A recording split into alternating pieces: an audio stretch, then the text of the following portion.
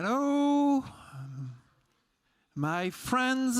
It's a pleasure to be here for this great conference in Poznan. My friends, when I arrive into Poland, my mathematical brain starts thinking of Poland in terms of mathematics. Not formulas, but the mathematical tradition that I know that there is here, and my admiration for the great mathematicians of Poland. Some of them were my good friends, like the late bright physicist, mathematical physicist Krzysztof Gawecki. Some of them have become part of the world culture in mathematics because they changed the world of mathematics at the beginning of 20th century. Banach, Nicodim, Katz, Steinhaus, and so on. You know, when I did my examination entrance for École Normale Supérieure in Paris, maybe the most selective mathematics school in the world, my examinator made me prove the Banach-Steinhaus theorem. Isn't that a proof of the great Polish accomplishments in mathematics? Maybe they changed the world. And actually, very few people in the world know that a bit less than 100 years ago, here in Poznan, occurred an event of massive geopolitical consequences. A team of three gifted Polish mathematicians, Rejewski, Rejewski, and Zygalski, they were working on the combination of mathematics and cryptography, and they were the first one to solve the mathematical problems relating to the code of the Enigma machine related to the Nazis. They were collaborating with French intelligence, with the British intelligence, but without their contribution, it is likely that the team of Alan Turing could never have broken the Enigma code. That would have changed the course of the war. D-Day in June 1944 would not have been possible. What do we get from that story? First, for the whole of the world culture, the contribution of Poland to the victory of the Allies in the Second World War has been grossly underestimated. Second, this is a great story of European collaboration, achieving by sharing and building on the cultures and strengths of the respective countries an extraordinary, outstanding achievement. And third, this is an issue in which to do great things, you needed both to have the intelligence, the solution of the intelligence problem, and the material problem. What do I mean by material here? I mean, at the end of the day, for D-Day, these were the weapons and the courageous soldiers coming from the US, and without them, of course, there would have been nothing. If it had been just the intelligence without the material, nothing would have occurred. But the material without the intelligence would have failed just as well. For the challenges which we are facing today, we need both as well, and the respective understanding of where both stand. Keep this story from the past in mind for now examining the current challenges posed by AI and the subject of today, European leadership in AI, which is very much also a matter of intelligence and material. A few years ago, I was in charge as a member of the parliament and mathematician by training of the first AI strategy for France, and actually it was the second strategy for AI in Europe after the UK strategy, which had been the first. And it was very clear in our mind and from the investigation and auditions and hearings that it had to be not just a French but a European strategy. For reasons of collaborations of talents, and for reasons of the size of the market, and for reasons of the size of the investments needed, it had to be European. No single European nation is able to do a top-notch forefront AI global project. And what did I learn from working on that strategy and from the hundreds of debates and roundtables that I was led to animate or participate in or attend in the years from that time, 2018 to now? I will give in a few minutes my main takes about this. And the bottom line is that Europe has some huge weaknesses, but also some huge strengths in this. And we have to be aware on both and work on both for that. A first weakness is the lack of collaboration between the countries. And it's something that drove me crazy at points later when seeing how things were going on. Where is the big network of AI research institutions and students and professors that we were dreaming of at writing at the report? 7 years from now, we still don't see it. There is some embryos, some small communities, but much less than should be. Collaboration will be key. Second thing that Europe is very bad at is the pride for what it is accomplishing in this and the support for the domestic projects.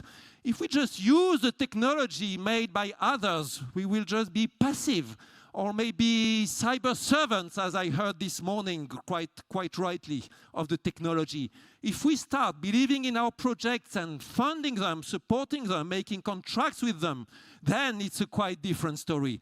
I heard a lot about generative AI in this conference since then, but very few of the only big generative AI project which is emerging, which is the French Mistral. And I tell you, depending on whether Mistral succeeds to be one of the top big players or not, the story will be different for Europe in generative AI. And that depends on all of us. Companies, customers, everywhere. Be aware of what you are using and who you are contracting with and supporting. Third thing that we are bad at is public representation, publicity. And here it's a deep cultural thing. Here's a story. In 2015, a French startup based near Nice, Therapixel, they won the world competition for the most efficient automatic recognition of breast cancer on images. This is a subject that really saves lives already. Generative AI is not clear where it's leading, but this kind of automatic recognition already is life-saving. And what do you think was the French publicity to this? Close to zero. Small papers in the local newspapers. At the same time, in the national newspapers, every contribution by the American hyperscalers was attracting enormous attention. And at the same time, American magazine Time had this cover saying, "Can Google solve death?" My friends, see the discrepancy of publicity between each side of the Atlantic. We have to do better publicity to our projects. Another thing that Europe is not good at. Oh, by the way, let me also tell you why support our projects. For many things, not to be passive cyber servants, but also because AI is a very political thing. AI is where the buzz is, almost by definition. If it does not make the buzz, you don't call it AI. AI is about treatment of data and about how you see the world. A few years ago, Stella Assange, the wife of Julian Assange, who at the time was rotting in prison in Belmarsh, she shared with the world the answer that she got with 2 chatbots asking the question, "Tell me about the CIA plot to assassinate Julian Assange." And the French project Mistral was giving a precise answer, detailed with references that you could check. And the American project Gemini was saying, "I don't know of any project like this." These are highly political objects, these AI. So we need to have also them developed by entities, political entities in which we trust, in which we are attached. Now, another thing that Europe is not good at is the interdisciplinary work, even though this is starting to change.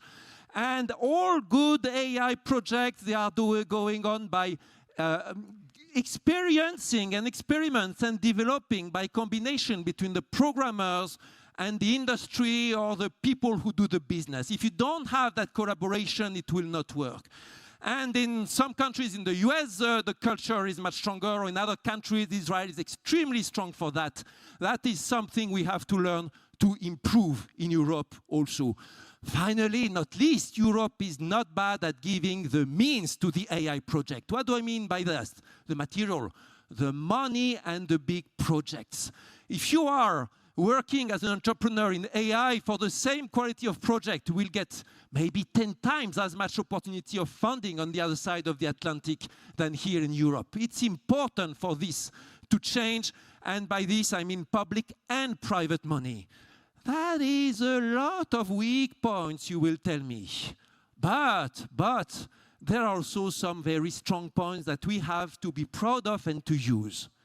First big strength, we are so good down at the science.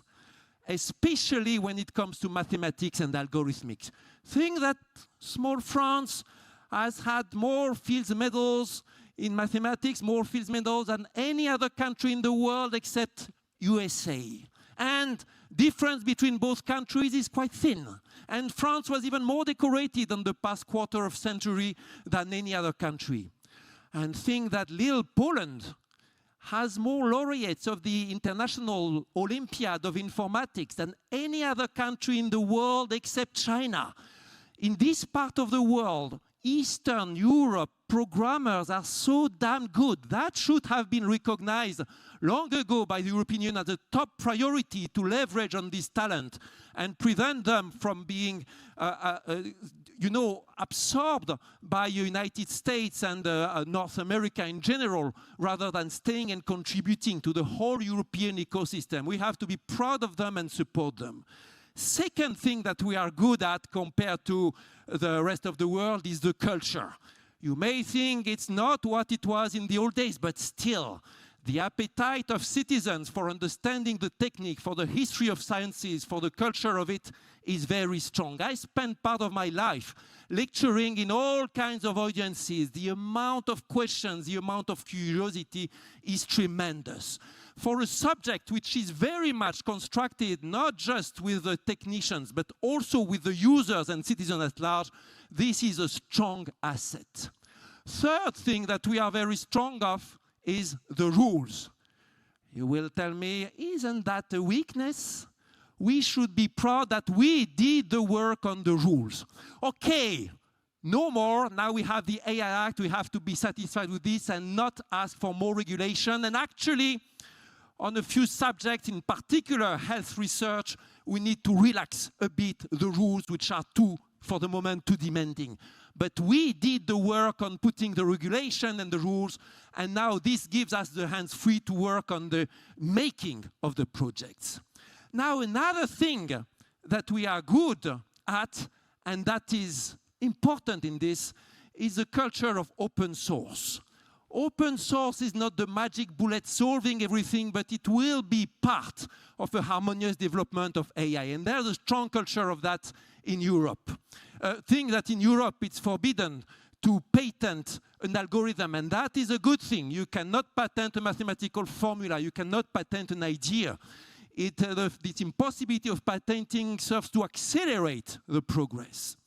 Finally, one thing that Europe is extremely good at compared to other continents is to think of what is the good use of AI and put it in projects that will serve the society. I will tell you, my friends, in itself, AI will not be something that will improve the world. AI has a tendency so far to increase inequalities. I heard once a minister from an Asian country telling me literally AI is the greatest inequalizer ever. AI has a tendency to improve the ecological problems. It's at best a nuisance for the ecology, at worst a catastrophe. Consumes enormous amounts of resources, water, energy, material, but also it improves the tendency, it increases the tendency of the world economy to be non-sustainable, increases the consumerism. It has a bad effect on the cultural war about ecological issues. It's an enormous diversion for the world, spending 10 times as much money and energy and attention to building data centers and infrastructures in computer sciences rather than saving the planet, which means solving the climate crisis, the diversity crisis, the resource crisis, the water crisis, the pollution crisis in many parts of the world, of which the effects will still be felt on this planet 2,000 years from now or even more than that. So for all these reasons, AI in itself is quite bad news for the environment and the ecology in general. But the good news is if you have a good project for making mankind better, then AI will serve you. I insist, the political will has to come beforehand. And there are so many projects I've seen in various parts of Europe, developing AI for the IPCC, developing AI for better cure, developing AI for spotting fraud, developing AI for lessening inequalities, and so on. And that Europe has to be proud of. If we want big achievements, it will be intelligence and material and action which will have to be taken in those issues. Now, my friends, for the rest, we have to work on both strengthening our strengths and making us better at the points where we are weak. And that will be an extremely exciting task. One of the great things of AI is that it's a way that everybody of all sectors can speak together and speak of what is the project that we want. And in the end, the most important thing to succeed in this, the most crucial ingredient, will not be the most powerful technique. It will be the collective will, collective intelligence, and collective will for us as society or as a combination of societies to do that. Thank you.